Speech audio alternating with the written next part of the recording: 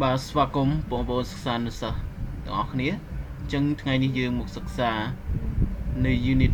4អំពី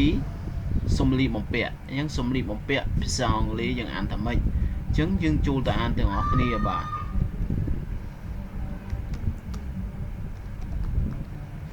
យើងអានថានេះគឺជាភាសាអង់គ្លេសបែបអង់គ្លេសតែម្ដង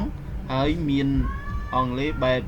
អាមេរិកាំងបាទអញ្ចឹងដូចជាពាក្យសម្លៀកបំពាក់នេះយើងអានថា clothes បាទ clothes បាទបងប្អូនអានតាមមក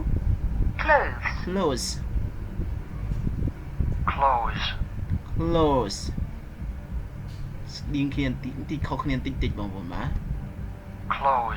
clothes បែបអង់គ្លេស clothes បាទបញ្ចេញខ្យល់បាទអញ្ចឹងពាក្យនេះយើងប្រែថាសម្លៀកបំពាក់អញ្ចឹងយើងចូលទៅមើលនៅពាក្យមួយទៀតបាទអញ្ចឹង keyword របស់យើងគឺយើងប្រែថាពាក្យកន្លឹះគឺដូចជាពាក្យអាវយឺតយើងអានថាម៉េចដែរអាវយឺតយើងចូលទៅអានទាំងអស់គ្នាយើងវាយមកម្ដង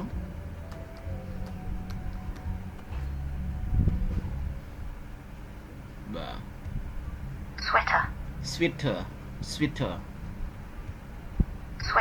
sweater បាទ sweater បែបអាមេរិកហើយនិងបែបអង់គ្លេសបាទ sweater បាទបែបអាមេរិកាំង sweater បាទយើងប្រែថាអាវយឺត sweater អង់គ្លេស sweater បែបអាមេរិកាំង sweater បាទយើងប្រែថាអាវយឺតអាវធំយើងអានថាម៉េចដែរយើងទៅអានទាំងអស់គ្នា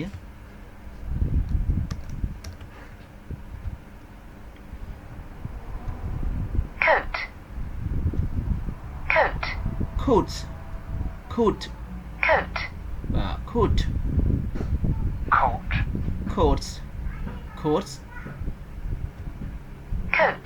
coats បាទអង់គ្លេស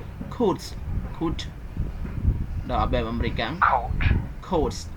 បាទមិនចេញសំឡេងខុសគ្នាបន្តិចបាទ coats អូខេ coat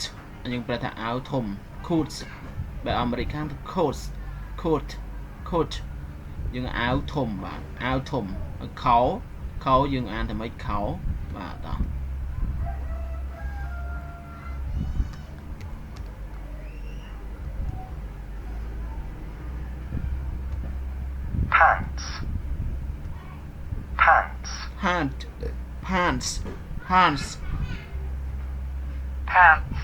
pants បាទអត់ខុសគ្នាទេយើងពាក្យខោនេះយើងអានថា pants យើងចេញខ្យល់បន្តិចបាទ pants យើងប្រែថាខោបាទ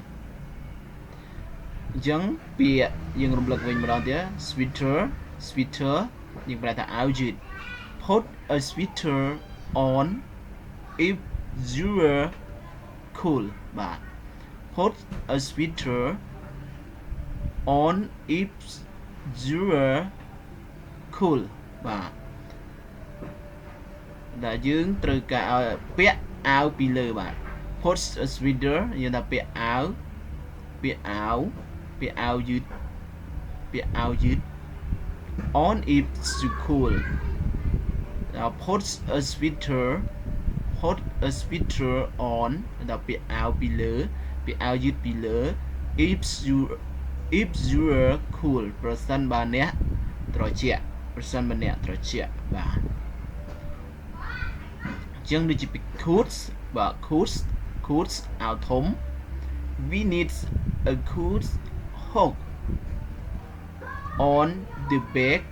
of this door បាទ we need ដែលយើងត្រូវការ a coat hooks on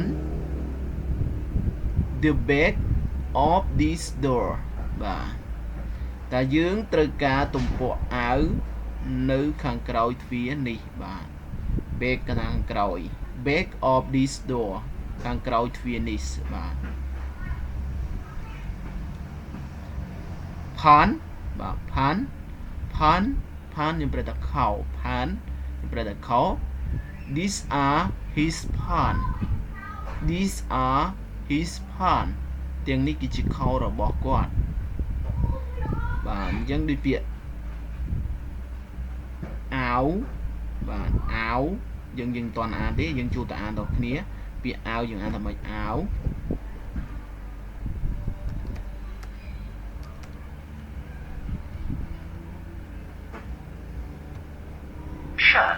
shirt បាទ shirt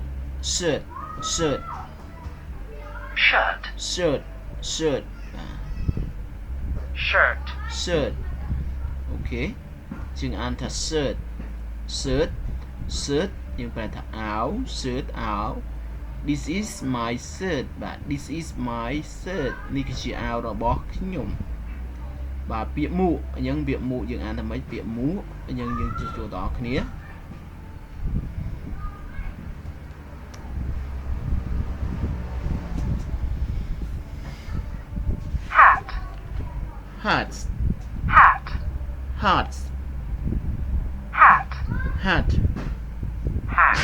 hats បាទ hats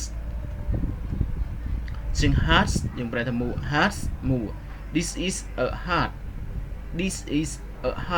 បាទនេះគឺជាមួកមួយ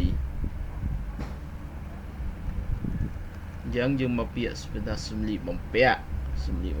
ឬក៏ស្លៀកពាក់នេះយើងចូលទៅអានដល់គ្នា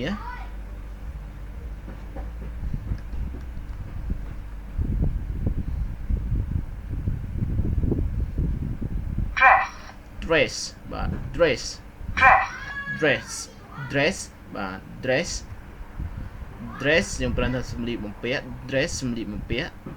there is a dress នោះគឺជាសម្លៀកបំពាក់ there is a dress នោះគឺជាសម្លៀកបំពាក់អញ្ចឹងសម្ពត់ពាក្យសម្ពត់យើងអានថាម៉េចសម្ពត់យើងចូលទៅអានគ្នា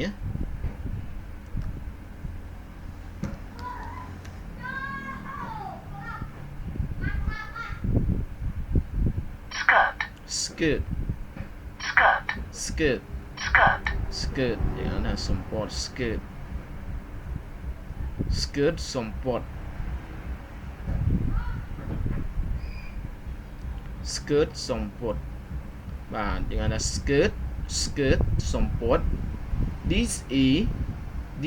is a skirt ទាំងនេះគឺជាសម្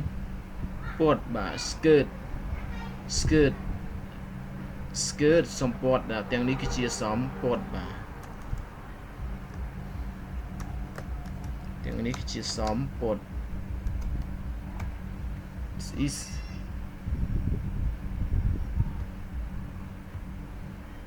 this is a skirt ទាំងនេះគឺជាសម្ពត់យកពាក្យស្បែកជើងយើងអានថាម៉េចស្បែកជើងតោះយើងអានទាំងអស់គ្នា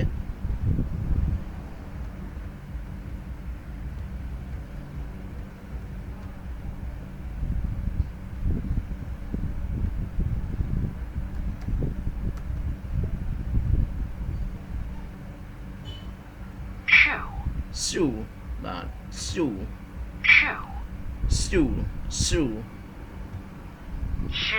shoe បាទ shoe បាទយ៉ាងថា shoe បាទ shoe ស្បែកជើង those are shoe បាទ those are shoe ទាំងនោះគឺជាស្បែកជើងអញ្ចឹងពាក្យស្រោមជើងអានថាម៉េចស្រោមជើង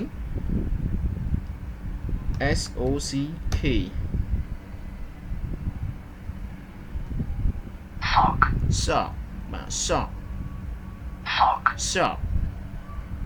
ទ sock បាទ sock អញ្ចឹង sock ខ្ញុំប្រែថាស្រោមជើង sock ស្រោមជើង put on your shoe and sock put on your shoe and sock ដែលដាក់លើស្បែកជើងនិងស្រោមជើងរបស់អ្នកបាទអញ្ចឹងសម្រាប់មេរៀននេះក៏មកដល់ទីចំណុចចប់អញ្ចឹងបើសិនជាមានការខុសឆ្គងកន្លែងណានោះក៏ សូមខន្តីនិងអភ័យទោសសម្រាប់បងប្អូនសិក្សានុសិស្សទាំងអស់គ្នាបាទអញ្ចឹងក៏សូមអរគុណនិងសូមគោរព